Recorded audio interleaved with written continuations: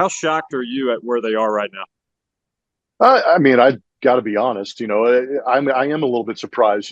We always have these high hopes, and of course, in the past, we've been spoiled rotten with these guys clinching in the middle of September. So it's a little bit different knowing that we're going to have to maybe clinch a little bit later. But at the same time, I think the assumption is that you've got a pretty similar roster. Everybody in spring training said that the Astros were going to be that World Series contending type team. It's been tight down the stretch, but I think we all just kind of assumed that the Astros playing the Oakland A's, the Kansas City Royals, that they'd be able to win those games and kind of move into first place and solidify their spot at the top of the West. But it isn't how it is, and here we are in some must-win situations. So right now, entering tonight, they're obviously 2.5 behind Texas, just ahead of Seattle. It's a 2-horse race, it appears, for this last wild card spot.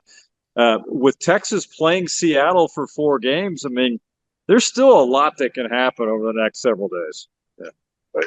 Isn't that the crazy thing about it is even though you're 2.5 games back, you could find yourself at the top again by the end of this thing if they just win out and then Seattle and Texas beat up on each other and somehow fall out of the mix. But you're right. I think in the sense right now, you're just kind of the idea might be just play for a playoff spot. And I think that's kind of interesting too, because if you start to talk to people around the country, you start to talk to opposing teams and other people who watch baseball.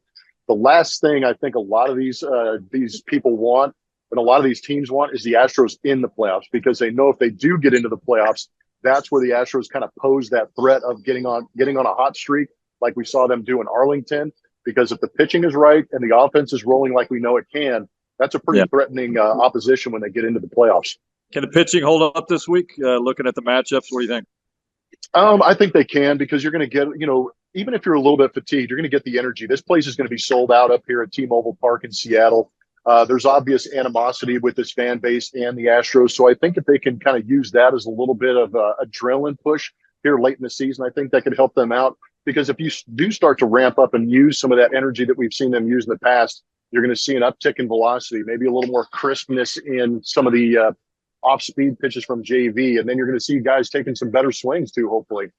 But the starting rotation, it's going to be the big 3. And that's why Dusty had this matchup come up with Justin Verlander to Christian Javier to Framber Valdez against the top 3 for Scott Service and his Seattle Mariners. I think the rotation really needs to set the tone. It's going to start with JV. Fortunately, he's a guy that's accustomed to the pressure of going out there and pitching. So I think if he can go out there and pitch himself a great game, that would go a long way. But on the offensive side, there's a couple of guys I've kind of been looking at. It's Alex Bregman and Jose Abreu.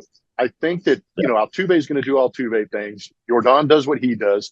But I really think in the last maybe 10 or 12 days, you could kind of look at maybe Jose Abreu with a lot of opportunities with guys on base. And then Alex has kind of been slumping a little bit. And if he could go on a little bit of a run here and get hot, I think he could actually change the fortune of this team offensively at big time.